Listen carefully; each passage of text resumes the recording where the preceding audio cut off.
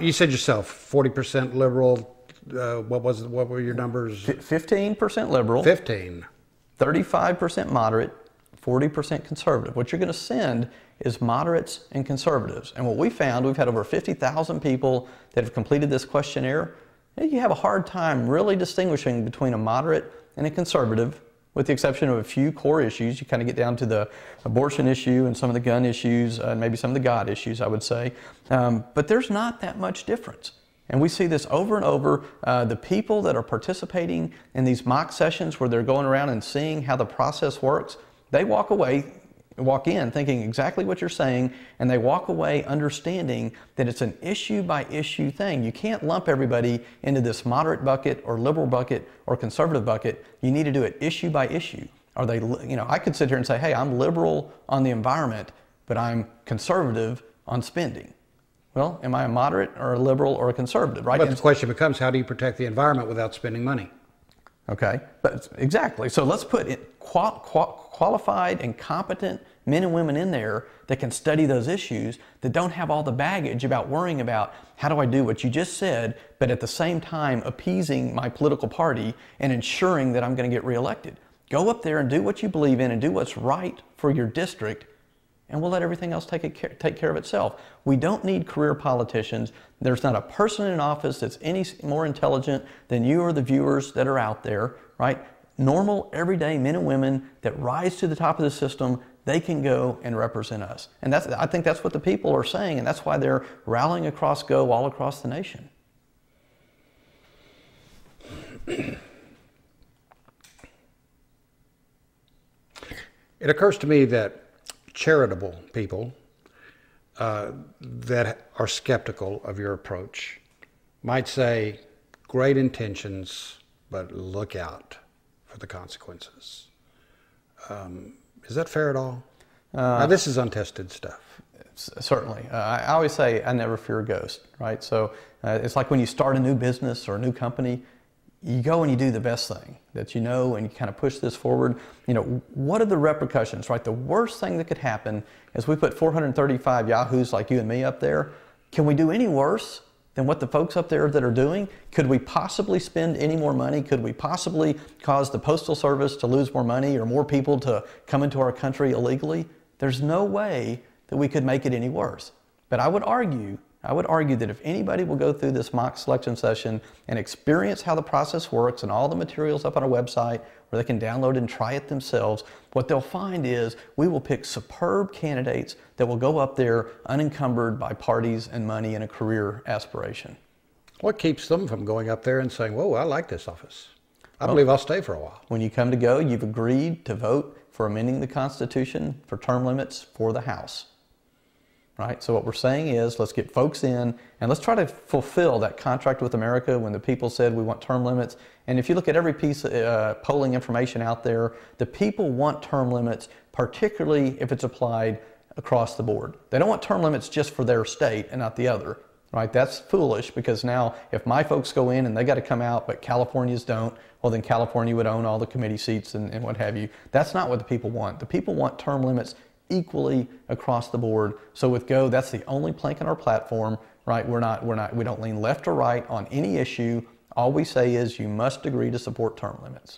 And also you must agree to vote the way you said you were going to vote, in a general sense. Yeah. Otherwise, 72 hours later, you better have resigned. That's right. And what if you don't? So we believe it's a legally binding contract. It will hold up in court, but let's say that it doesn't. Good luck trying to get reelected the next time, because now you put your positions in writing and you went up there and you've broken your oath to the people. I don't think they're going to support you a second time through the GOOH system, and you're not a part of any party that's going to run you through because you're the good old boy in the system. You'll be out on your own. But let's take the marijuana thing. I said I would vote against legalizing marijuana. I get up there, a medical marijuana bill comes up. Well, okay, for that, I'm going to vote yes. Yeah. Now you got an opponent that says, whoa, wait a minute. You said you wouldn't support legalization of marijuana. Yeah. So the GOOH system on each one of those issues, what we'll do, right, is when the bill comes through, we'll say, does this a match to one of your questions? And in that case, we'd say that's not a match. I mean, that's different. And we really believe that almost every bill that comes through is going to be different. Right? The intention of the questionnaire is not to say this is the bill that's going to come, you have to vote that way. It's really to help your peers determine would they vote for you to represent them. Well, then they could say, well, he said he was going to vote against marijuana. He voted for it, but it was a technicality. We'll let it slide. Yeah, okay. Well, so I think we'll be more rigorous than that. But think about this. Where does your congressman stand on any of those 100 issues?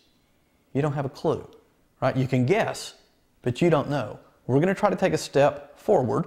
We're not saying the system's perfect. I mean, no system's perfect. I built systems all my life. What we're trying to do is improve the process and find a way to elect true citizen representatives. And we think those questions and getting your platform in writing before we send you up there is a much, much better way to do it than what we do now, which is they tell Group A, oh yeah, I'm for abortion, and then they tell Group B, well, I'm kind of for it, and then they tell Group C, well, depending on the circumstances, I'd vote this way.